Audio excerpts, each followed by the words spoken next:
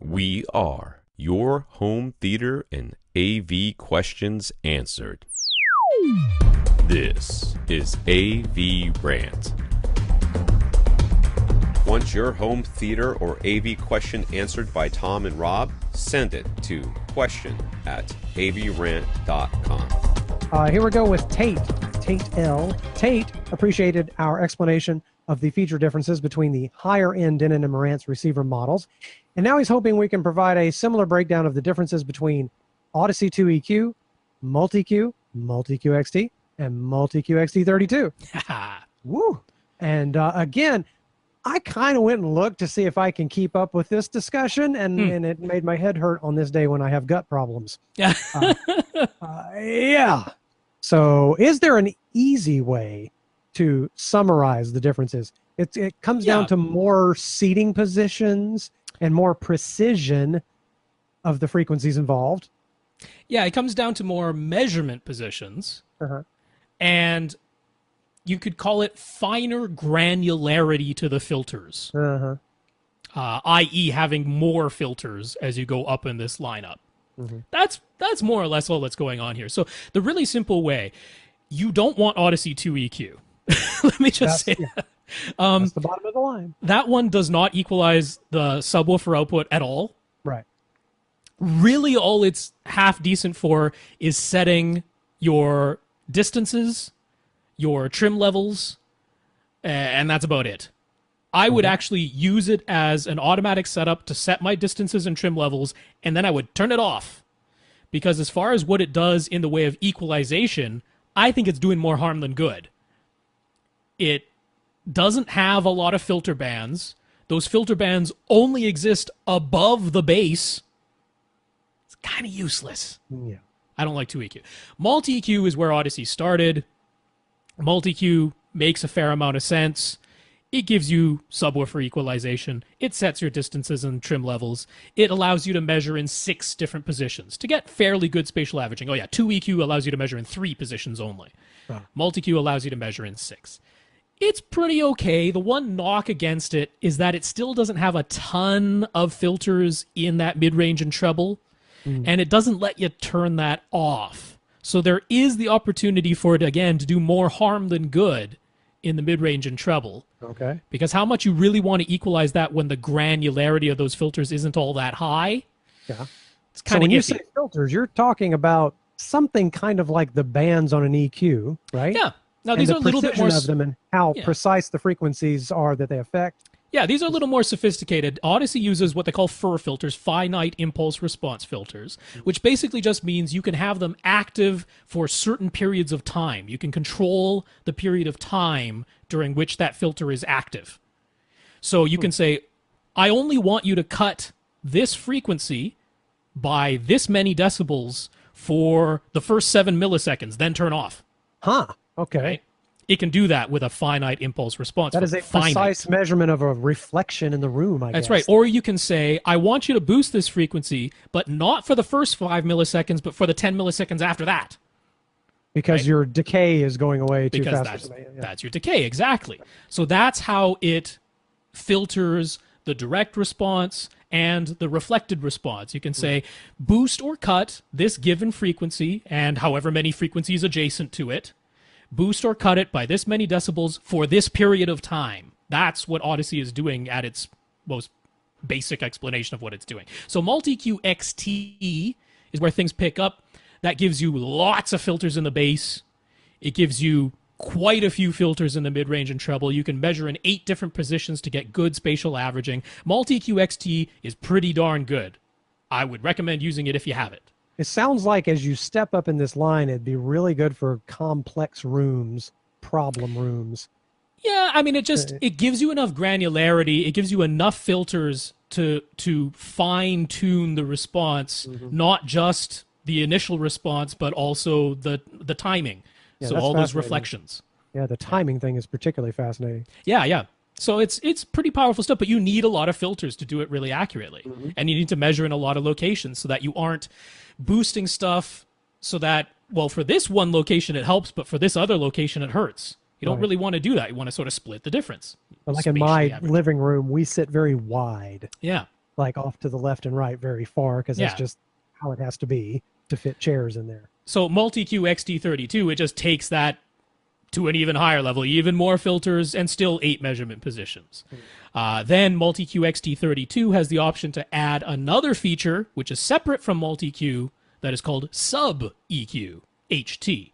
That allows you to independently measure 2 subwoofers, whereas all the other ones, 1 subwoofer only. So that's specifically Sub-EQ HT, 2 subwoofers independently. So that's sort of the Audyssey lineup. You're just getting more and more filters, better and better spatial averaging, more and more granular control over what the filters are doing. Gotcha.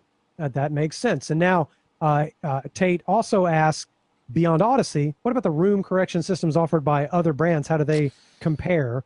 I mean, they must be, they have the same sort of categories of things they're doing. Yeah. With there's timings and filters and precision. A wide smattering out there, and I'm not going to go into detail on every single one of them. I'm going to point you over to Audioholics in their room acoustics section. They've done interviews with several, either the lead engineer or the CEO of the company or whomever, for several of the different room correction programs, and they ask detailed questions. So that's a fantastic resource. So if you want to dig more into Dirac, Audyssey that we just talked about, Anthem's automatic room correction. All right. But he, in his email, sort of mentioned Pioneer and Yamaha, which are, the more common ones. And there's Onkyo as well with their Accu EQ system. So remember I was saying how Audyssey uses these FIR filters, these finite impulse response filters. You can choose the amount of time over which they're active.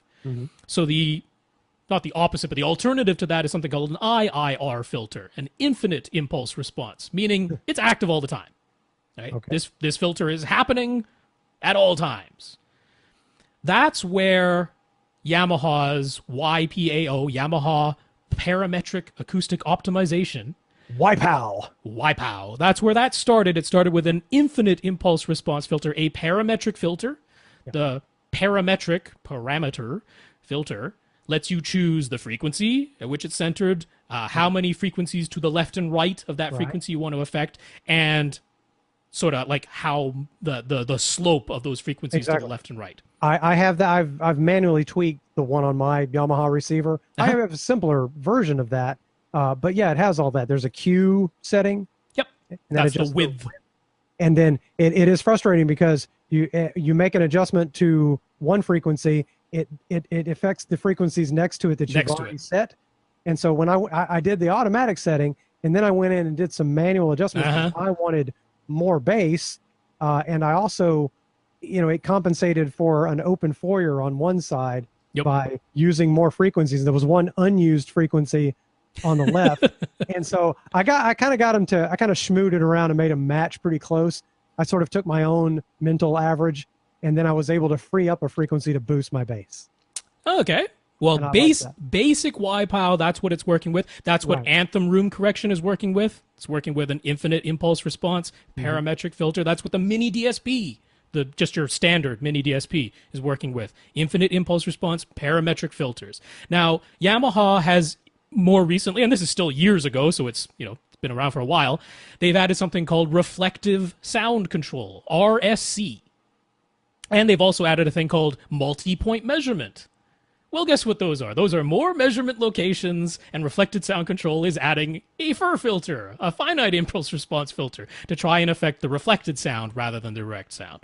So that means they've gotten a little bit more similar to what Audyssey is doing, but they still have their own proprietary target curve, their desired response that they're aiming for. Those things are still separate. But, they've kind of gotten a little bit more similar. Pioneer MCACC, multi-channel acoustic correction. MCACC. MCACC. That's a mouthful. Now, they were actually one of the very first room correction programs. And they started with kind of a basic graphic EQ, like your old school graphic EQ, and then they updated that to sort of include phase response. So now they're up to a thing called MCACC Pro, which is pretty darn powerful. And they're using FIR filters, and they're using multi-point measurement, and they're using 2 independent subwoofer measurements. So again, they have a proprietary target, a proprietary, desired outcome that they're going for. but they've kind of gotten a little bit similar. And then there's something like Dirac. Dirac is almost like Audyssey taken sort of to the next level. In fact, it requires so much processing power. The processing can't be done inside of any current AV receivers themselves. You have to do it on a laptop or send the calculations off to their cloud server to crunch the numbers. And they're using a mix. They're using a mix of IIR filters and FIR filters, and they're doing some really complicated algorithms to get you like really specific, teeny tiny little chunks. For the consumer, is there a way to know when you really need to move up to the more sophisticated versions? Is there any way to know? It's almost a philosophical question. Yeah. It's just buy what you can afford and tweak it as best you can is really what it comes down to. It's tricky. It's almost a philosophical question because, okay, let's take the theoretical idea, right? You have a signal. The signal says, play these notes this loud for this long. It's a set of instructions. You get a speaker and an amplifier, and you put it in an anechoic chamber, right? There's no room reflections going on. And that speaker and amplifier plays that signal completely accurately, all right? You stick a microphone in that anechoic chamber, and the signal said, play these notes this loud for this long, and that's exactly what that speaker does, all right? So far, we're thinking, hey, we're doing pretty good here, right? Now, you take that speaker. You know this speaker is very, very accurate. It's very, very faithful to the original signal. And you put it in a regular room, a room that produces reflections. Right. And now you go and measure at your seat and all the seats in the room. And every single seat gives you a different result, and none of them are the original signal. Right. Now, that's reality. That's what's going on. Now, philosophically, what do we say? Well, there you've got a speaker that you know it output the right sound. Yeah. But your room messed it up. Yeah. Okay, so do I now mess up the sound in a different way to compensate for the room messing up the sound? Yeah, see, this is the tricky because the more you're getting away from the actual accurate sound coming out of the speaker. Well, that's why you guys talk so much about room correction. Yeah. Fix the room first before you fix the sound you're sending to the speakers. Yeah. And by the way, let me just say, I've got a wife who is ill worse than me, and I'm going to bow out after another question here. That sounds fine, but yeah, I'm getting a text while I'm doing this. But let's just imagine that the signal that was originally recorded, they took a person and they put them in a padded room, so there's no reflections, and they padded cell, if you will. They stuck the microphone right up to their mouth, right? Mm-hmm. So you're getting almost 100% direct sound and no reflected sound in the original recording, right? Mm-hmm. Now that sound plays out of this speaker that in the anechoic chamber we know was completely faithful to that original signal. And now we take that speaker and we put it in a real room. What have we effectively done? We've effectively taken that original voice and put it into your room. Right. And even though the response that reaches your ear at your seat, because of all your room reflections, is different from the original signal, it's the same as essentially taking that original person and putting them in your room, right? That is the bring the instruments, bring the people into my room philosophy. Right. Close mic'd. The original recording has no ambience, no reflections in it. Yeah. The speaker's really accurate, and I don't do any room correction because I want to bring the original performance into my room. As opposed to putting me into the room where it was recorded. Exactly, as opposed to what I like to say, transporting me out of my room into the venue. That's a different philosophy. It is. But it's two very interesting and fun things that can be done.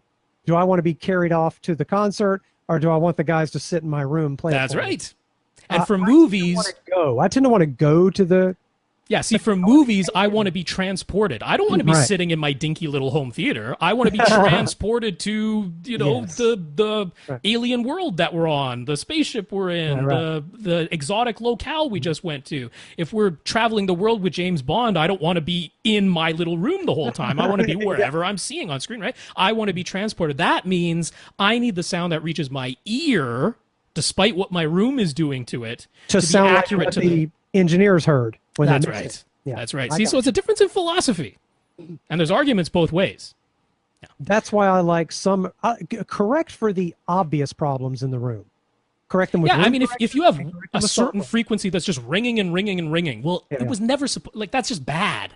Yeah, that's just a bad room. So let's fix room. that. Fix that. But I don't know that it makes sense to try to turn your room into something it's not.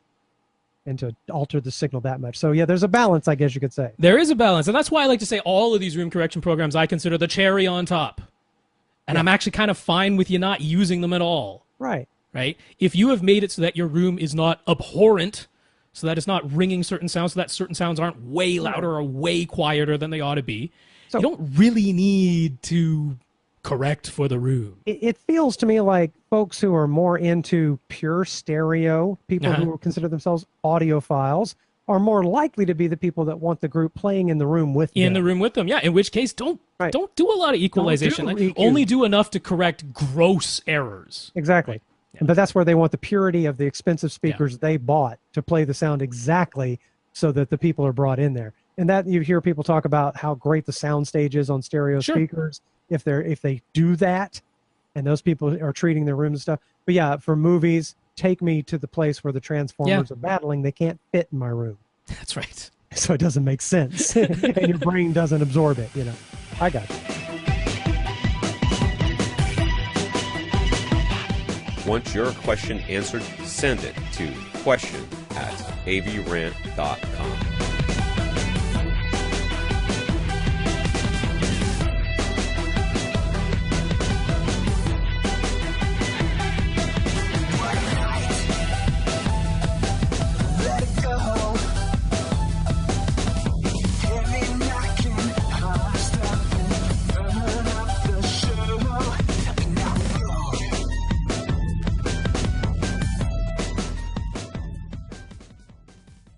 This is AVRant.